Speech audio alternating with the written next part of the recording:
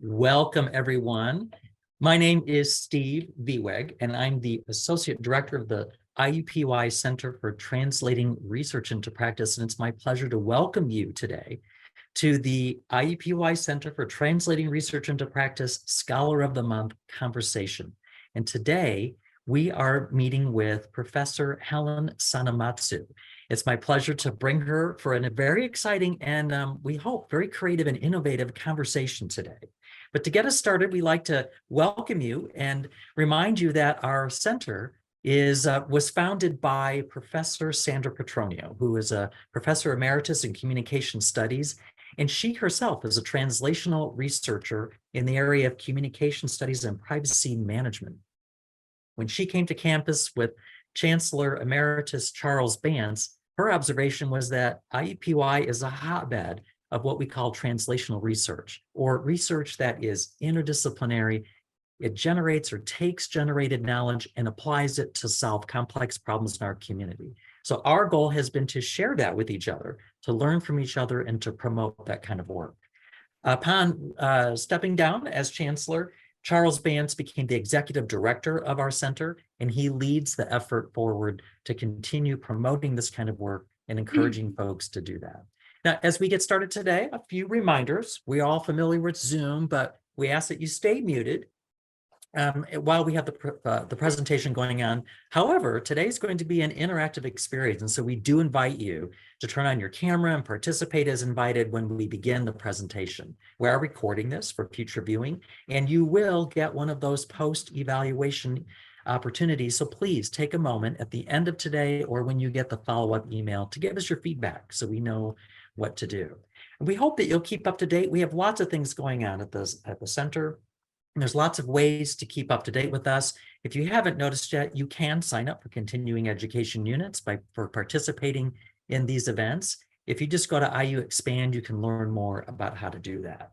The easiest way to keep up with us is to follow us on social media. We have an Instagram and Twitter presence, and we like to highlight and share what's going on with our translational researchers.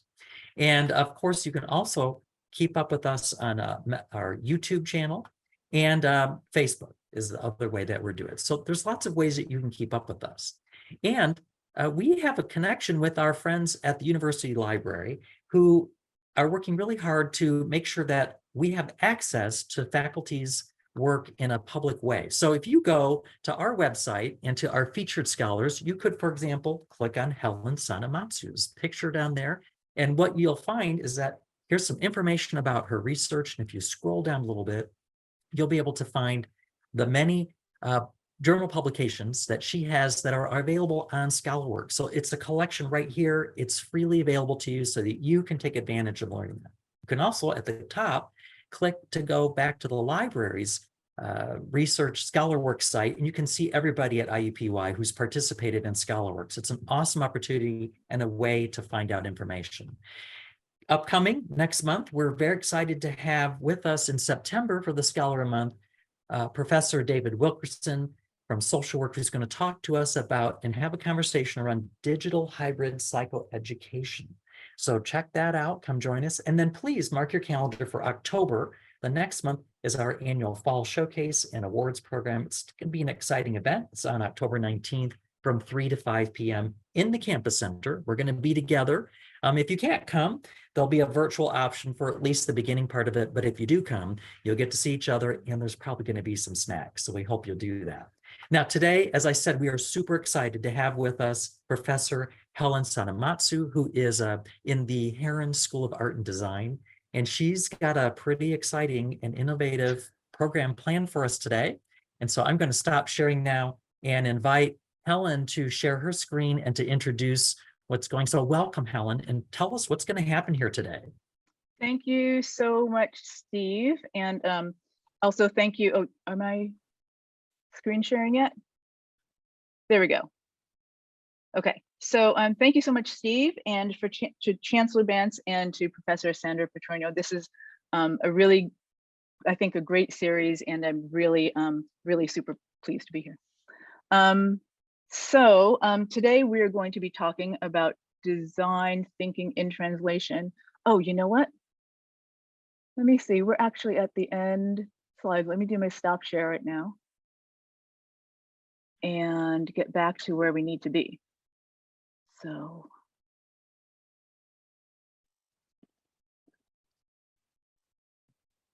okay, let's start this again.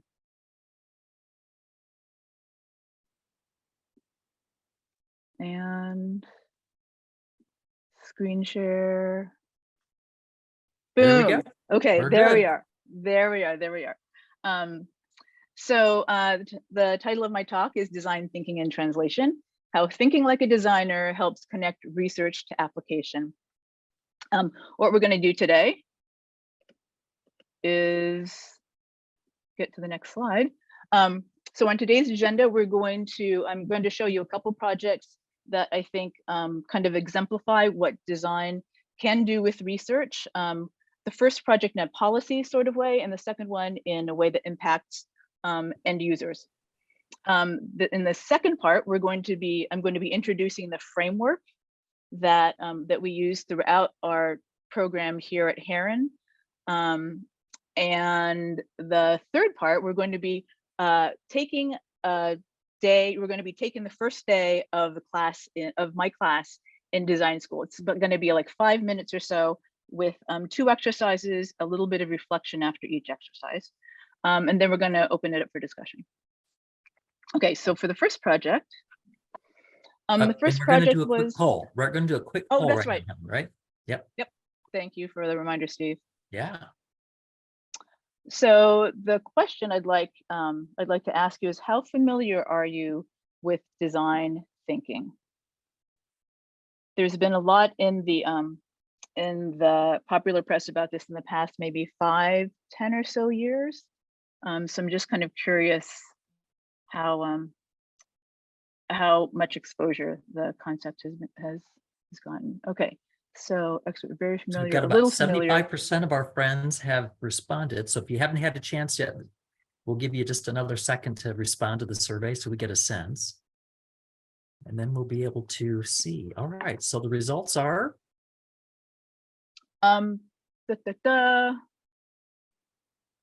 Okay, so we have folks with a little familiarity, and then kind of more folks who are very familiar and have never heard of it. And we've got, nobody who's admitting to be an expert, although I'm sure that there are some folks out there who are experts, although you might not be aware of it because it looks and it sounds a little bit different depending on the discipline.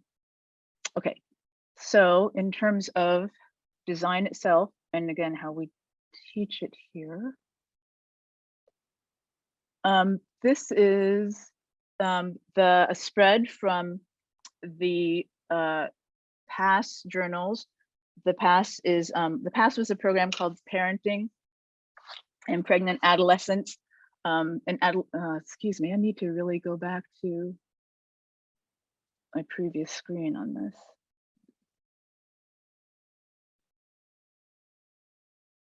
There we go. Okay, Pregnant and Parenting Adolescent Support Services. It was sponsored by the Indiana State Department of Health. And I worked on the project with members of the Health Communications Department here at IUPUI, mostly Jen Butte. So what we have here are journals that we handed out to our participants for use on a monthly basis. PASS had 3 phases, and this particular journal represents 1 phase. You'll see from the next slide, this is a sample spread. So what we did is we asked questions that might be familiar to you from more academic sorts of research, but we tried to frame them in a way so that they were potentially more interesting for our participants and also would get maybe richer information and more detailed stories. So you'll see on the left-hand side 2 pie charts. The first one is an example of how you might fill out the pie chart. The question is where I sang this week, and the responses are in my baby's room, in a church, and in the shower. The responses themselves, we tried to make them kind of suggestive to our participants so that they could relate to them and so that they could see them as potential activities to engage with. The second part, how I spent my money this week, is where we really began asking the questions that the research was aiming to get at. So the responses here are on food, on childcare, and on entertainment. And the pie chart's already divided into 8 sections to kind of give you a head start. On the right-hand side, you see 2 sections. One is called This Week, I'm Proud That I. So again, something that helps support the mothers with an idea of achievement and to give them an opportunity to be proud of themselves and how they're taking care of their kids. And the last part is an example of how we're giving folks an opportunity to set goals. So next week, I'd like to. Here are other parts of the project. Here's a recruitment flyer. It features a tearaway sticky pad with a little bit of, study information actually, which is tell your story, really short and sweet. And then of course the contact information. Here is a prototype of a design that our participants thought would be really helpful in terms of how to communicate who they are and what their lives are about to a general population. They're large touch screens that are placed in public places like parks. And here is the end result of the project. It's the evaluation of the program. It's about 100 pages long, and it was submitted back to the State Department of Health, and hopefully wound up on the desks of our state legislators. You can think of it as a white paper. Okay, the next project, and again, this one, the first one was directed towards policymakers. Second one is for our end users, in this case, teenagers in Indiana. This project was called The Little Book of Stuff. So the Little Book of Stuff is based on Indiana's 10-point adolescent health plan.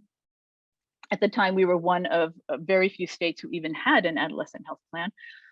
When we were approached to do the project, it was initially to kind of translate the information from the research to something that would be relevant to teenagers. And we thought, well, teenagers don't necessarily want to hear about, the state adolescent health plan, even though it deals with things that are very relevant to them: stress, sex, depression, drug use. But we thought in order to make that a little bit more engaging, we'd put in other things like werewolves, pickup lines, and bowling. So this is what we came up with. On the left-hand side, you can see a spread that, well, on the top, you can see a spread that essentially deals with dating and in relationships. On the left-hand side of the spread, you have scenarios that have to do with coercion. The left hand says what they might, the left hand in the columns says what they might say if you're in a coercive situation. There are 2 examples. One is, I got tested for diseases. And on the other side, the response is, yeah, well, babies are contagious too.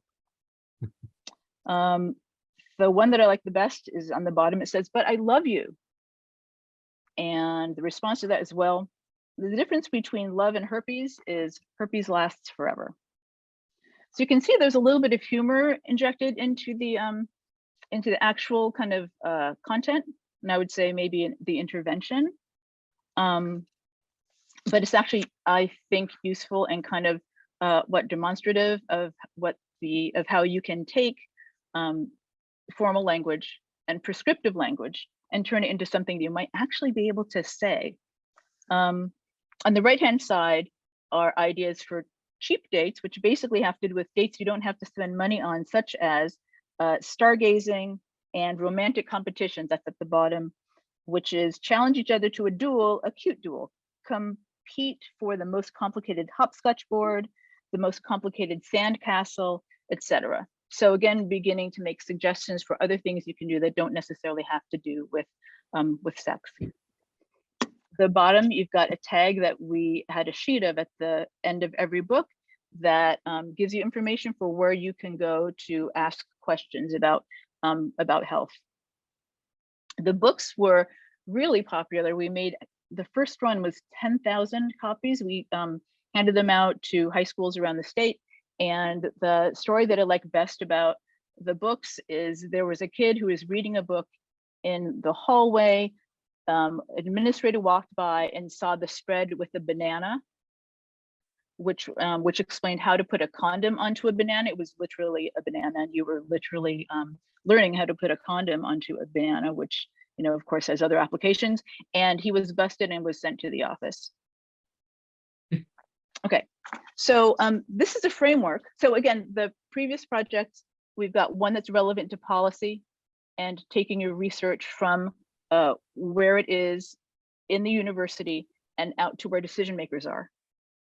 And the second one is taking your research and taking it to where, to your end users, to basically the people who would benefit by the work we're doing inside the academy. This is an image of the framework that that we use to make such work. So I would say in the first project with the journals, we're at this stage where we are trying to understand what the teens are going through, what their lives are like, and what they value. And in the second project, we've got execution, right? So we've been through an evaluation, we've been through, sorry, an ideation stage. We've prototyped it. In other words, we've tested it out. We've looked to see if the tests are giving us kind of net positive results. Are they generally working? And then we execute them. The stage after that in an academic context, of course, would be to do an evaluation and to see in what ways they're actually working. And that becomes more complex because then you're working with metrics and all the other things that we do here in the academy that take a really long time to do. One of the things that I really like about design is that you can do it pretty quickly and you can try things out in the design context that might make a difference along the way, right? So as you're doing the research, you can come up with other quote unquote collateral activities and objects that can actually be examples of applied research. Okay, so this is the model for all the work at Heron, as I've said. And this is the start of our first day at design school. So welcome, students. To kick off your 3-year journey in design here at Heron School of Art and Design, I would like to ask you a question. In front of you, you have an object. What are some questions you might ask about this object? And this is the time where we're asking people to unmute, turn on your camera, and interact with Dr. Sanematsu, because she really wants to hear what you're thinking. So answer this question, please. And you can also put your responses into the chat. That's okay too, Stephen, right? Yeah. Yeah. Yeah. And I see Tammy has unmuted. So and so has Dr. Petronius. So go ahead. Who's going first? What do you why do they have the strange pieces on the edge, the metal pieces underneath the eraser? I've never understood why that's there. And then the use of green and yellow is always seemed to me to be a interesting choice. It certainly stands out, and I've never understood why it was called Ticonderoga. Right. Yep. It's one of the most popular pencils in the United States, of course. But yeah, excellent questions. Also, I'd like to note with the green, it's metallic. So it's not just printed in a flat green, it's kind of, it's shimmery. That maybe to match the thing at the very end. Hey, Tammy, go ahead. Thank you so much. You're unmuted. Yep, Tammy's ready. Asked a question that, like if I was an alien, I would ask, what is this for? What do I do with this? Tammy Hannon, is that you? Yes. Thank you.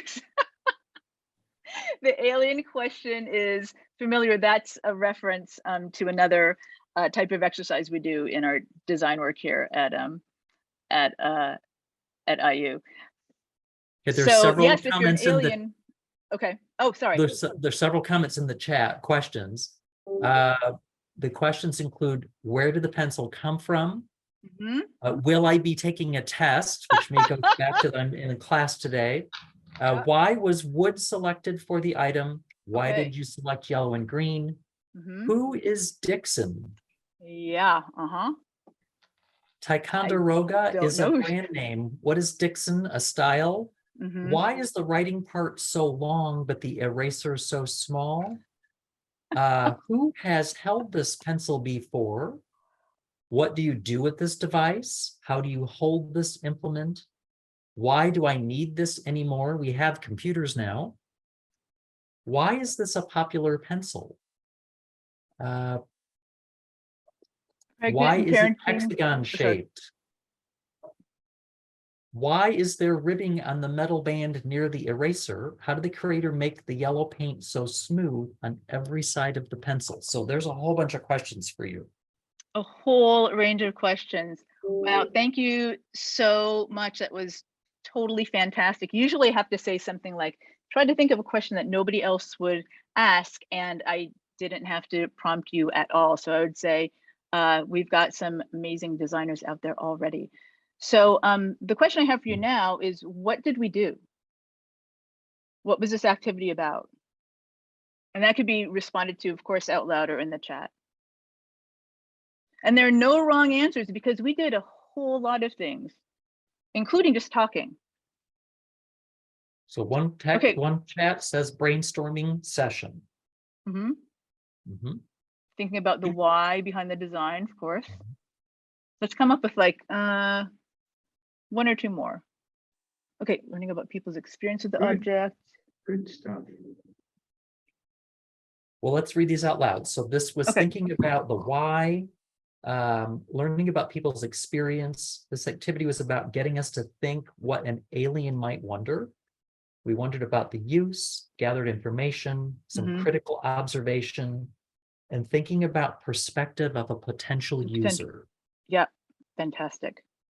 Okay, so I think all of those comments can be grouped into and feed into these basic themes. So the idea of what we just did is we defamiliarized ourselves with a common everyday object. And by doing so, I would propose that we thought of alternative contexts in which we can see the object. For example, in terms of the context of manufacturing. We thought of new perspectives for the object. In other words, what was the object used for? Like, how was it actually active? How did it work in the world? By doing that, I think that we begin looking at thoughts that have to do with empathy. So in other words, when you think about how you use the pencil, you think about, okay, who used it? When you think about the alternative contexts, in other words, how is it manufactured? You could think, okay, who manufactured it? And where did they do that in the world? And potentially what were the conditions of how they manufactured it, right? So this type of exercise, I think, is really good at kind of taking you deeper into an object to see what are the other things involved that generally are invisible to us. Well, they're out there kind of, you know, in our experience every day, but we kind of make them invisible. They're invisible as we use them. It also brings us an awareness of human factors. This is a term that's used in human-computer interaction a lot. And also it's a term used in ergonomic design. Human factors is basically how do people approach the design that you have? So are people going to find it usable? Are people going to find it a pleasure to use? Are people going to find that it solves the problem that they're using this thing for, right? So when you begin thinking about design, or I would say when you think about any kind of quote unquote problem solving, you need to think about the people who you're expecting to utilize it, right? And also the people who you're expecting to benefit from your work, right? Because Nobody's going to benefit if they can't do it. Okay. Okay, the next activity is going to require a Google Jamboard. So I'm going to stop sharing right now. There we go. And yep, there we go. Thank you, Nuri. So here's a question for everyone, and the same thing, you can call it out or put it into the chat. And Steve, this time I will not step on your toes regarding reading out. Oh, that's the fine. chat. I'm That's sorry fine. about that. Well, and let me say to our audience that we're not, Yeah. you don't need to go to the Jamboard. We're asking you to either shout them out or to put them in the chat, and we will Yeah. put them on there so that Helen can do the next piece of the activity. We thought this would go faster. So go ahead and share your ideas with us about how we might stop a dog and a cat from fighting. Okay, so there's already some coming. Throw a bucket of water on them. Separate them, pull them apart. So throw a bucket of water would be like kind of like pulling them apart, but you have a very strong like external force, right? You can place them in cages or say, okay, the barrier approach. Separate them is also barrier. You've got, what is that? Oh, you can disrupt or distract. Right, so you could basically, like, that approach might be looking at both sides, figuring out what both sides might be vulnerable to, and then distracting them. Train them not to fight, right? Being proactive. I love that. As a parent, I love that solution. It's very difficult to do, but I love the idea of it. So train them not to fight. Get them both food. Another really great distraction thing, like what are their well, quote unquote human factors, right? They're animals, but what's important to them, right? If food is a factor for them, then provide them with food. Okay, there's another distract. There's the sticky notes in front of the notes, so I can't really narrate some of the rest of them. Get between them. So another kind of separate idea that's, gosh, a little bit more intense, I would say. Treats, right? Again, that's another kind of human factors sort of idea. Get them counseling, right? That is fantastic. I don't even know how to put that into a category. It's kind of so meta. All right, so what I'd like to do we have any more of them? Okay, so what I'd like to do is have us look at them, and begin like really medicate them, nice, and to begin thinking about how to group these ideas, right? So I've already called out some things kind of along the way. You've got a barrier method, you've got a distraction method, you've got methods that deal with them kind of where they live, like, you know, treats and food. You've got a proactive method, which is train them not to fight. And you've got the explain the basics of getting along, which might also be the get them counseling. Yep, you could put that into that group. So basically what we've got is we found themes, or I think another way to think about that would be we've kind of coded the responses that we've gotten. So we're looking for general categories of the ideas that we've come up with. And again, we're kind of in a broad thinking sort of stage. And we're not thinking about feasibility or doability. We still seem to be thinking about like basic things like the laws of physics, but I would like to say that based on this spaceship or the space alien idea from a couple slides ago, those types of things can also go way out the window, because what we're looking for are ideas that maybe can be able to be transformed into other sorts of ideas that might be closer to what's feasible or doable. Okay, Nuri, I think we're okay with that. Can I go back and start sharing my screen? So that what we just did was an example of divergent thinking.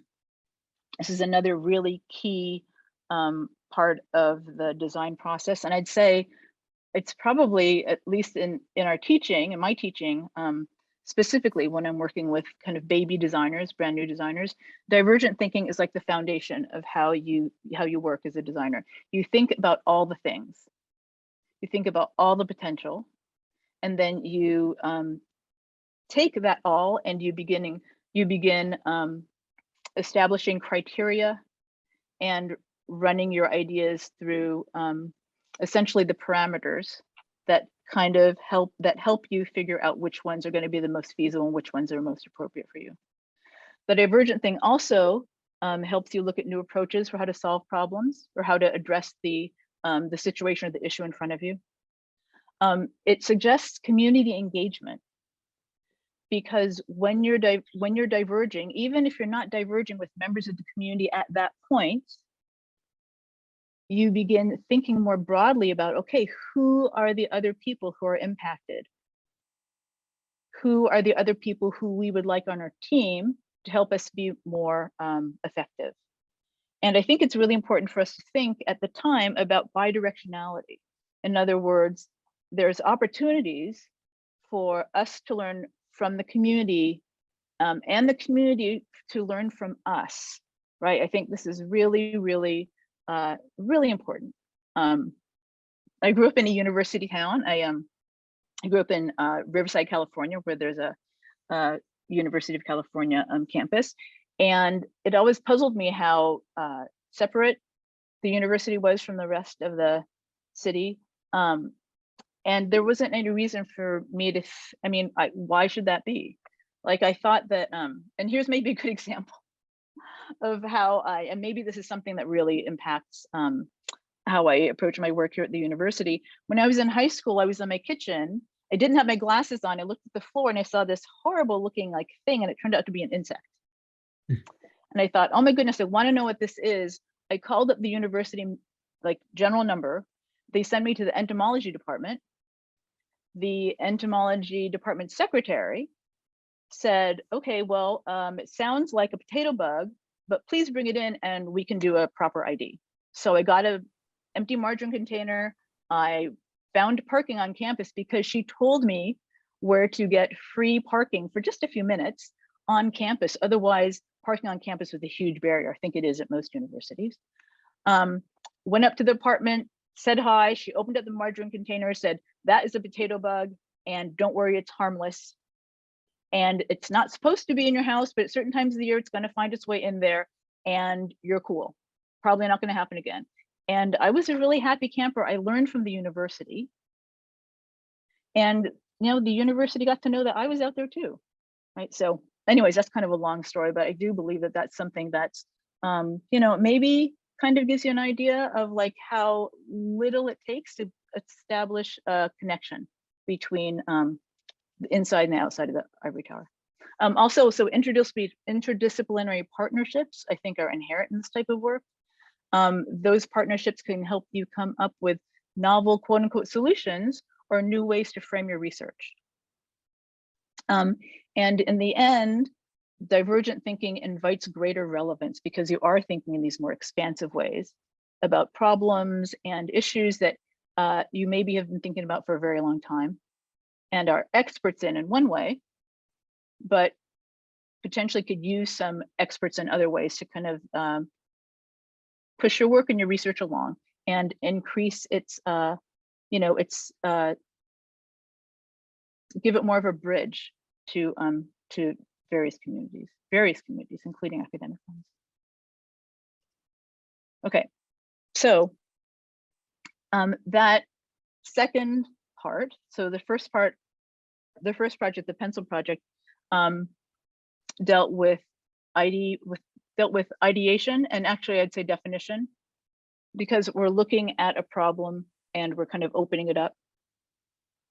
In this last part, the dogs and cats from fighting, we're basically looking at ideation. We're coming up with lots of different solutions, right? So in the pencil, we're kind of saying, okay, this is what's in front of us. How can we think of it differently? Second one, okay, we now know what's in front of us.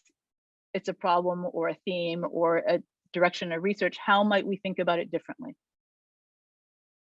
And again, this whole wheel takes care of the entire design process, from learning about the area in which you're focusing, defining the problem, going around and ideating and looking at what new solutions might be, evaluating those solutions, making the thing, or writing the thing, and then going back into this wheel again. And in the end, you have your final project, which could be something that is relevant to end users, or to the policymakers, or to other folks in your field, or other folks in other fields. Okay, this is a shameless plug section. So if you are interested in any of the ideas that I've talked about, then here's a way to look into how to engage. And they're all here at IU and at IUPUI in the Indianapolis campus. My department has a design thinking certificate, entirely online. Most of it's asynchronous. Some of it is actually in real time. And there's the QR code to help you get access to the website right there. The patient engagement core has been a part of the School of Medicine for probably 8 years or so. In the patient engagement core, they do work that's a little bit different than the things that we just saw. They use design as a tool to get to know participants and potential participants in studies at the School of Medicine and health services studies. People are lined up to use the patient engagement core, aka Research Jam. One, because I think it helps them think more innovatively about their work. And two, because I think it's just really fun to make things in response to the things that you've been thinking about for your entire career, right? And maybe haven't seen manifested, right, in a way beyond academic papers and presentations at conferences. It's kind of a way to really interface differently with your field, and with others close to your field, other fields. And last but not least is the Bfa program, the 4-year undergraduate degree in visual communications design. Yay, that's basically mostly where I am. I teach in the sophomore program and in the capstone program. And actually there's one more thing. New to us is also a Master of Design program, 2-year long. Well, actually the designation is new. We've had the program for a long time. It's now referred to as an MDes instead of an MFA, which it was previously. It's a 2-year long program. It's a cohort of about 8 to 12 people. You start at the beginning with a specific context in which you're working at the beginning of the 2 years. At the very end of the 2 years, you've gone through the entire wheel and you're at the point where you haven't just delivered what the end result is, or what the end design, the service design or the object is. You are actually helping folks who are using it implement the design, right? So it's kind of the full process. And last but not least, here's me. Right, actually, maybe it is least, because I feel like everything that preceded this is really the point of this talk. But if you want to hear more about the work that I do, the work that we do here at Heron, and about the relevance of design to research, then please give me a shout. Here's how you can get in touch.